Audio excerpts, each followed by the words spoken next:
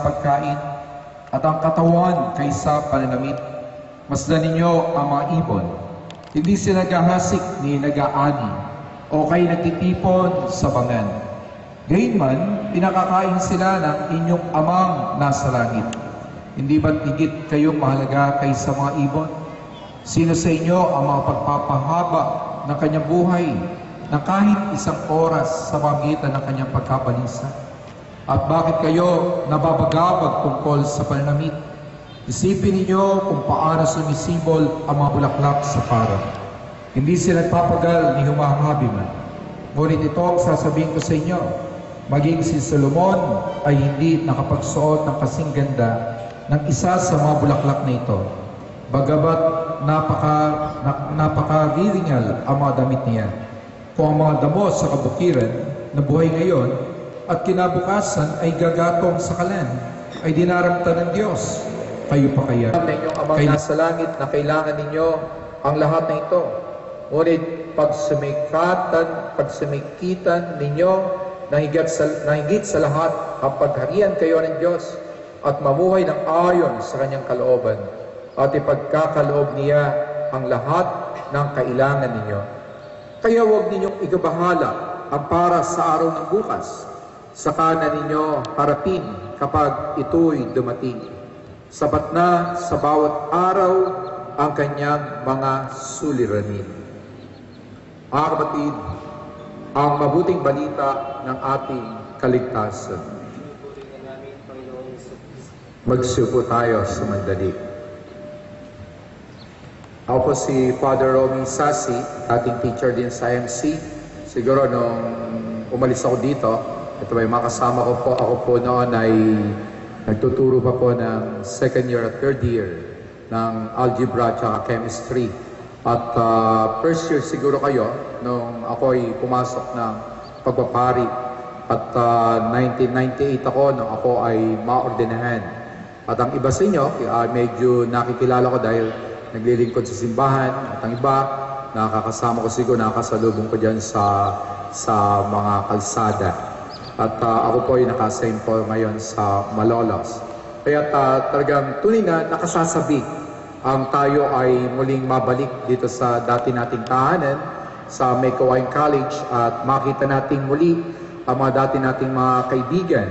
Makita nating muli ang ating mga teachers na kung saan sasabihin nga natin ay parabagang ang iba ay walang pinag-ibang mukha, ang iba naman ay talagang inilagay na malaki ang pinagbago, pero yung iba talagang sabi nga mukhang mga baby face pa rin. Ito ay sabi nga, bakit nga ba nababago ang ating mga mukha kung tayo ay talagang punong-puno ng mga agam-agam sa ating buhay. Kaya siguro ang iba na nagugulat, mukhang walang pinagbago ang iyong mukha nung tayo mag-graduate noong 1996. That was 15 years ago. Pero yung iba, makita natin, ako nga, meron ako nagulat nga ako the other day na tinawag ako ng sir. Tapos tinignan ko din, akala ko classmate ko.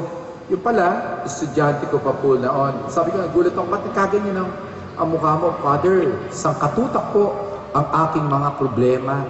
Simula po ako ng mag-asawa. Sabi ko, talaga ganyan ang buhay.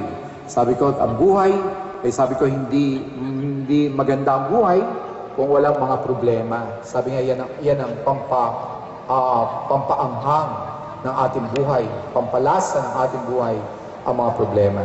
Alam ba ninyo na 25 years ago, in 1974, may mga nahukay sa Yellow River Valley sa China na kuweba na kung saan ang kuwebang ito ay tinataya na 2,000 taon na ipagawa. Isang ito po na sabi nga libingan ng kanilang sabi nga emperor na si Emperor Qin. At tunay na ang iba sa kanila nakahiga na, ang iba nakatayo pa rin, ang iba may mga basag na. At makikita niyo na ang mga life-size mga statue na ito ng mga sundalo ay sabi nga pinagawa ni Emperor Qin para protektahan siya pagkatapos ng kanyang kamatayan sa kanyang mga kaaway.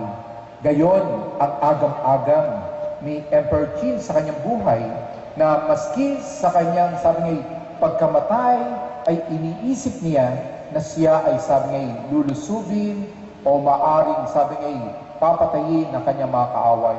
Kaya pinagawa niya ang mga estatwang ito upang bantayan siya at ipagtanggol din sa kanyang mga kaaway. Si Emperor Qin din, ang sabi nga, the same emperor, nung panahon na iyon, ang nagpagawa po ng Great Wall of China. At ang kanyang agam-agam ay ang China ay protektahan niya mula sa mga kaaway.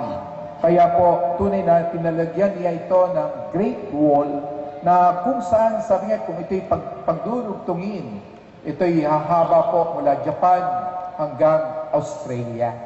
Na kung saan, sabi nga, ng mga taong napaglakbay na sa kalawakan, ang tanging makikita daw na structure dito sa Pilipinas ay ang Great Wall of China. At sinabi niya na ito ay dapat na ipagawa upang sa gayon ipagtanggol ang kanilang buhay. Sapagkat gayon din ang kanyang takot nung siya'y nabubuhay pa na ang kanilang bansa na sabi nga tunay na kilala sa kaunlaran ay sisirain ng kanilang mga kaaway. Ang pitong bagay na sinabi ng ating Panginoong Hesukristo upang tingnan natin sa ating narinig na Ebanghelyo ang mga dapat nating sabing bigyan ng pansin sa ating buhay at huwag bigyan ng sabing agam-agam sa ating buhay. Una, sinasabi niya, he says that the same God who created life in you can be trusted with the details of how to support and maintain that life. Yun ay mula sa verse 25 na ating binasa, na ang Diyos na siyang lumikha ng ating buhay ay tunay na mapagkakatiwalaan sa lahat ng mga bagay na para sa ating buhay. Na anumang mga bagay-bagay sa ating buhay ay ipagkakaloob ng Diyos na lumikha na ito. Nakikita natin napakaraming mga bagay sa ating kapaligiran na nilikha ng Diyos na hindi natin napapahalagahan. Ang hangin, ang ulan, ang araw, at ang marami pang mga bagay na kung saan ito ay napakahalaga, very vital sa ating survival sa daigdig na ito. Ikalawa, sinasabi po na worrying about the future hampers your efforts for today. Kung tayo daw po ay may agam-agam para sa kinabukasan, ito po ay sabi ay tunay na nakasisira ng ating buhay sa ngayon. Tunay na sabi nga, huwag nating bigyan ng pansin ang kinabukasan. Ang bigyan natin ng pansin ay ang ating ngayon, ang present. Na kung saan bukas hindi natin alam kung tayo ay buhay pa. Kung bukas ay magkakakita-kita pa tayo. Kung kinabukasan, sabi nga, tayo nasa daigdig pa na ito. Sapagkat dapat bigyan natin ng pagpapahalaga na pasalamatan natin Diyos sa kagalakan na pinagkaloob niya sa atin ngayong araw na ito. Ang ating patikitang muli, ang ating muling pagkakadaupalad na kung saan after 15 years, ang iba sa atin ngayon lamang muling nagkakita-kita. At isa sa nakatutulong, worrying can only make you sick. Sabi nga, ito ay nagdudulot sa atin ng sakit kung tayo nagkakaroon ng agam-agam. Lalo po ngayon, the other day lamang, meron po ako nakausap ng isang babae na nagkaroon ng depression. Sapagkat sabi nga, nawalan siya ng trabaho sa Middle East at tunay na ang kanyang iniisip kung ano ang kanyang ibabayad sa kanyang mga inutangan. Kaya pagbalik na dito, sabi nga, hindi na siya halos makakilos at ayaw na niyang lumabas sa kanilang bahay. At natatakot na siya na magpakita sa mga tao sapagkat hindi naging successful ang kanyang buhay sa ibang bansa. Kaya nakita natin na sabi na kapag ang mga tao ay tunay na meron ng depression sa kanyang buhay, para bagang wala ng halaga ang buhay sa kanya. Pero tandaan po natin, kung tayo meron pag-asa, tunay na mapapawi ang lahat ng mga depression sa ating buhay. Sinasabi din, God does not ignore those who depend on Him. If God gives such beauty as short-lived flowers, how much more will He care for you, the crown of creation. Ang mga bulaklak sa parang, pinapahaba pa niya ang mga buhay. Paano pa kaya tayo, na sabi nga na tayo ang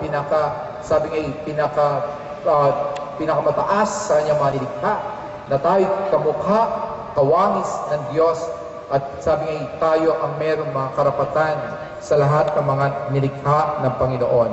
Kaya dapat ay huwag tayo mag-worry sapagkat ang Diyos, tayo ay mas mahalaga sa Kanya. Kaya din, kailangan sinasabi, worry betrays a lack of faith and lack of insight concerning what God is like. Worry is understandable in pagans because they believe in jealous, capricious, unpredictable God.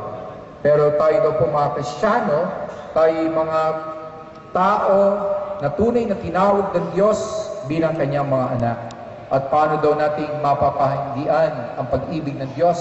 Sa unang pagbasa, sabi nga ng Diyos, kung ang ina na papabayaan niya ang kanyang anak, how much more ang Diyos na tayo ay hindi niya mapapabayaan. Pala kayong tinanggap sa Diyos, dapat nating pasalamatan ang Diyos sa mapapapala o anumang biyaya mayroon tayo. Pang-anim, there are really real challenges God wants you to pursue. And worrying keeps you from meeting those challenges. If you concentrate on